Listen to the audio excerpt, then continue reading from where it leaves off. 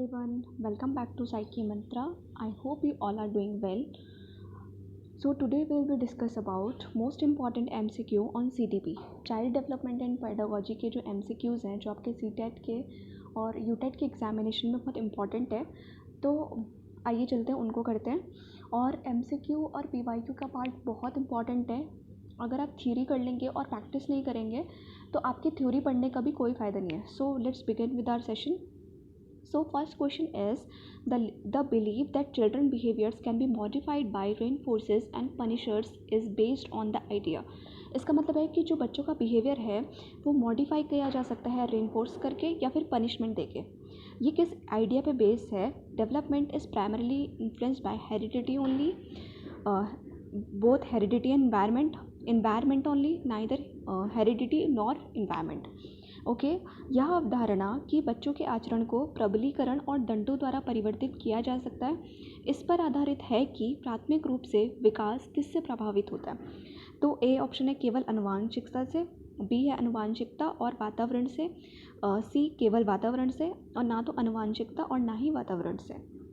तो इसके बारे में मैं आपको बता दूं, इसका मतलब है हेरिडिटी यानी कि जो हमें अपने जीन से मिलता है, और एनवायरनमेंट यानी कि जो हम लर्निंग से सीखते हैं, अपने आसपास के एनवायरनमेंट से सीखते हैं। तो इसका जो आंसर होगा the option will be C only, environment only. ठीक है, तो हम एनवायरनमेंट से ही सीखते हैं। क्वेश्चन 2 इज एक बच्चा पेंसिल पकड़ने और लिखने से पहले गेंद फेंकने की क्षमता पा लेता है। यह स्थिति विकास के किस सिद्धांत की ओर इशारा करती है? शीर्षगामी सिद्धांत, अधोगामी, विकास क्रम एकरूपता और एकीकरण सिद्धांत। A children can throw the ball before holding a pencil and write which principle of the development this situation illustrate. अब इसका मतलब ये है कि जो बच्चा है वो बॉल मतलब लिखने से पहले जो राइट करने से पहले जब वो लिखता है तो उससे पहले गेंद फेंक सकता है। ठीक है, और फेंकने की क्षमता जो है वो रख सकता है। तो ये जो प्रिंसिपल है डेवलपमेंट का, ये किस पे आधारित है? Cephalo caudal principle, proximo distal principle, uniformity of pattern और प्रिंसिपल ऑफ इंटीग्रेशन। तो इसका मतलब होगा the answer will be proximo distal principle. Question 3 is गत्यात्मक और संज्ञानात्मक विकास डैश होता है? बाल्यावस्था तक, किशोर अवस्था तक, वयस्क अवस्था तक और संपूर्ण जीवन काल के दौरान। Motor and cognitive development happens. Motor जो हम अब हाथ मूवमेंट कर रहे हो, वो कॉग्निटिव यानी कि मेमोरी थिंकिंग प्रोसेस जो है वो किस से स्टार्ट होता है? तो till the period of childhood, till the period of adolescence, till the period of adulthood और throughout life span. So answer will be throughout life span. मतलब जो हमारा मोटर और कॉग्निटिव डेवलपमेंट है वो होता रहता है पूरी लाइफ के दौरान। फोर्थ क्वेश्चन इज बच्चों के प्राथमिक समाजीकरण निम्न में से कौन सी संस्था जिम्मेदार है? विद्यालय, धर्म, परिवार और समुदाय। Which of the following is a primary agency of socialization for children. अब प्राइमरी एजेंसी सोशलाइजेशन मतलब कि हम समाजीकरण किससे सीखते हैं? सोशल लाइफ हम किससे सीखते हैं? So right answer will be C, family. अब आपको फैमिली तो सिखाएगी आपको किसके साथ कैसा बिहेव करना है। आपने देखा होगा कि जिसकी फैमिली में जैसा बिहेव वो लोग करते होंगे वो उसी टाइप के हो जाते हैं। तो प्राइमरी एजेंसी सोशलाइजेशन की चिल्ड्रन के लिए क्या है? प्राइमरी है, मतलब जो सबसे पहले होती है। इसके बाद तो कम्युनिटी, रिलीजन, ये सब तो बाद में आएंगे, पर सबसे पहला क्या होता है? परिवार से सीखता है। नेक्स्ट क्वेश्चन इज भाषा एवं चिंता के संदर्भ में जीन प्याजे के अनुसार निम्न में से कौन सा कथन सही है? और ये आपको मैं बता दूं, ये बहुत मोस्ट इंपॉर्टेंट PYQ और MCQ दोनों है। चिंतन भाषा का निर्धारण करता है, भाषा चिंतन का निर्धारण करती है। भाषा और चिंतन दोनों स्वतंत्र प्रक्रिया है। भाषा और चिंतन दोनों आंतरिक प्रवृत्ति हैं। क्वेश्चन 5 इज एल्बर्ट जीन प्याजे ideas on language and thought, which of the following statements is true?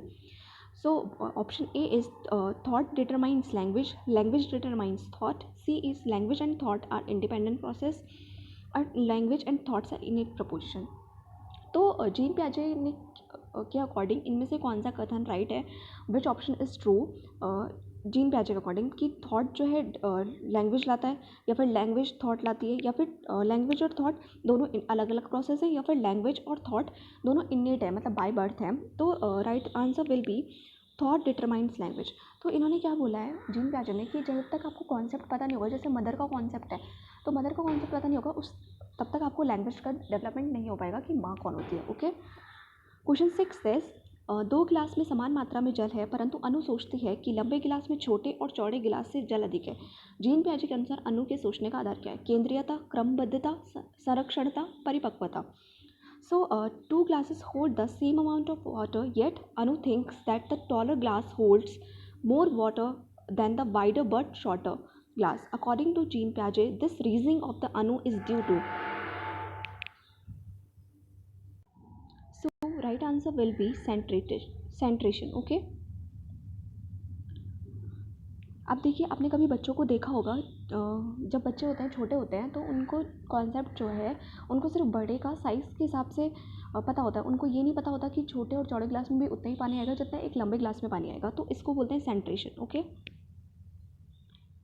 Next question is, प्याजे के संज्ञानात्मक सिद्धांत के अनुसार प्रतिव्ययता किसी क्रिया को उल्टे कर पाना किस चरण की बुनियादी उपलब्धि है?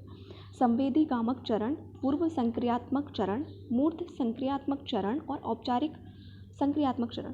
सो question 7 is, reversibility, the ability to reverse action is a basic accomplishment of which stage is given in the Piagetian theory of cognitive development. इसका मतलब है कि जो प्याजे की कॉग्निटिव डेवलपमेंट थ्योरी है उसमें रिवर्सिबिलिटी कब आता है? तो रिवर्सिबिलिटी का जो कॉन्सेप्ट है वो आएगा आपका कंक्रीट ऑपरेशनल में।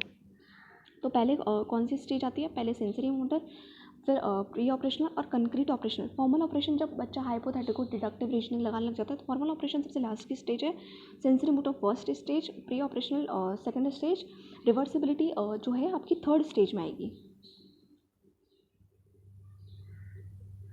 सो क्वेश्चन 8 इज, गणित की अध्यापिका उच्चतर कौशलपूर्ण छात्र को अपने सहपाठियों की सहायता और मार्गदर्शन करवाती है।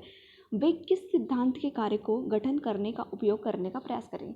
लेव विगोत्स्की का सामाजिक संरचनावाद, बीएफ स्किनर का प्रसूत अनुकूलन सिद्धांत, या फिर जेरोम का रचनावाद, या फिर जीन पियाजे का संज्ञानात्मक।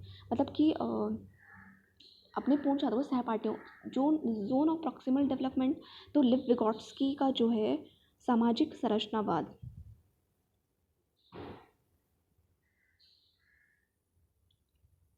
ओके, इसका आंसर होगा सामाजिक संरचनावाद। क्वेश्चन 8 मतलब जो इंग्लिश में होगा, अ mathematics teacher is using more skilled peers to support and guide the other students. Which theoretical frame is she trying to apply in the class? Liv Vygotsky's of social constructivism, B.F. Skinner operant conditioning theory, Jerome Bruner theory of constructivism, Jean Piaget cognitive development theory. So option A will be Liv Vygotsky theory of social constructivism. Question 9 is, Lev Vygotsky के द्वारा बच्चों का विकास किस सिद्धांत पर आधारित है? परिपक्वता और संस्कृति, भाषा और भौतिकी जगत, भाषा और संस्कृति, या फिर भाषा और परिपक्वता। Which of the following is the basis of Lev Vygotsky's view on development? तो डेवलपमेंट के व्यूज़ पे लिव विगोत्स्की का क्या कहना है? ठीक है, तो maturation and culture, language and physical world, language and culture and language and maturation. Language and culture, तो लिव विगोत्स्की ने जो है लैंग्वेज के बारे में बात करी है कि लैंग्वेज कैसे आती है, कैसे। तो हम लोग, उन्होंने बताया है कि कल्चर से ही हम लैंग्वेज का डेवलपमेंट होता है। उन्होंने स्कीमोस के बारे में बताया कि जो लोग बर्फ़ में ज़्यादा रहते हैं तो उनको बर्फ़ के ज़्यादा नाम पता होंगे as compare to be normal people जो बर्फ़ में नहीं रहते हैं। तो ये इसका कॉन्सेप्ट था। क्वेश्चन 10 इज, जेंडर एक अवधारणा है, मनोवैज्ञानिक, जैविक, सामाजिक और शारीरिक। Gender is the concept dash, A moral, B biological, C social और physiological. So the right option will be social. Gender जो है सोशल कॉन्सेप्ट है और जो हेरिडिटी है वो बायोलॉजिकल है। ओके, निदा सभी प्रकार के जानवरों, पेड़ पौधों, धातुओं, खनिजों की पहचान और वर्गीकरण कर सकती है। गार्डनर बहुविध सिद्धांत के अनुसार वह कौन सी बुद्धि का प्रदर्शन करे? अंतर्व्यक्तित्व, प्रकृतिवादी, भाषाई, अंतर्व्यक्तित्व। Question 11 is, Neeta can recognize and classify all varieties of animals, plant, metal and minerals as per Harvard Gardner theory of multiple intelligence. Which of the following type of intelligence is she demonstrating? तो जैसे कि आपको पता ही होगा कि Harvard gardener की जो theory है वो मल्टीपल इंटेलिजेंस की थ्योरी है। तो इंटरपर्सनल, नेचुरलिस्टिक, लिंग्विस्टिक या intrapersonal? So right answer will B naturalistic. Nature से जो चीज़ें आई एनिमल्स प्लांट, तो कहाँ से है, naturalistic observation. Okay. Question 12 is the cater to individual differences in her class is a primary school teacher should make strict rules for everyone in class and punish the children who disobey her. B is focus on standardized paper pencil as the primary way of assessment. She uh, have uniform curriculum and pace of learning for all. Provide diverse learning experiences to all students. So right option will be provide diverse learning experience to student. इसका मतलब है कि अपने individual difference को कम करने के लिए जो स्कूल टीचर को क्या करना चाहिए, तो उनको अब डाइवर्स लर्निंग एक्सपीरियंस जो है बच्चों को देना चाहिए. अब कोई किसी बैकग्राउंड से है, कोई किसी, तो अलग अलग चीज़ों को उनको बढ़ाना चाहिए, अलग अलग चीज़ों का एक्सपीरियंस बच्चों को देना चाहिए. Question 13 is 8-year-old Rohit reason stealing is wrong because stealing behavior can lead his rejection by others as per Lawrence Kohlberg theory of moral development. Which stage is he displaying? तो जो 8 साल का बच्चा है रोहित, वो चुराता है कोई चीज़, लेकिन उसको पता है कि जो चोरी करने का बिहेवियर है वो गलत है. और ये कैसे आता है, एज़ पर लॉरेंस कोलबर्ग की जो थ्योरी है उसमें कौन सी स्टेज को बच्चा इसमें डिस्प्ले कर रहा है. Good boy good girl orientation, punishment and disobedience orientation, social order orientation, और they is universal ethical principle. So good boy good girl, जब हम छोटे होते हैं तो गुड बॉय गुड गर्ल हम हमेशा प्रेज पाना चाहते हैं, गुड बॉय कौन है गुड गर्ल कौन है, तो ये स्टेज का डेवलपमेंट इस वाली स्टेज में होगा. ओके.